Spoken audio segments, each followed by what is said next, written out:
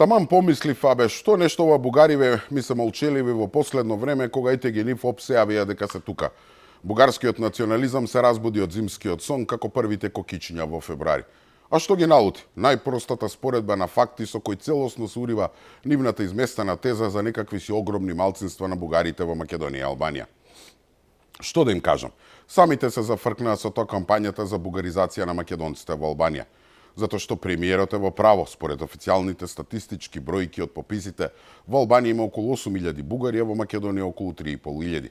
Сега, ако е така, зашто Македонија треба да ги стави бугарите во уставот, а Албанија не?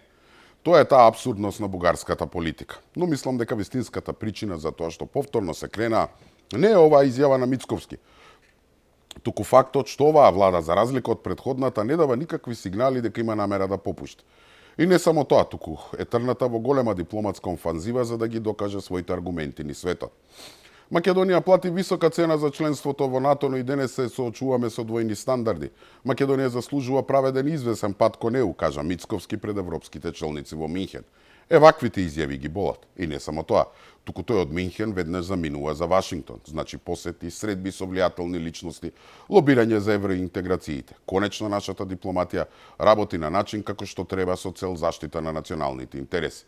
И сега бугарите изгледа су мало нервозни затоа што се плашат дека можеби на крајот некој доволно ќе им ја свитка раката, па ќе мора да попуштат.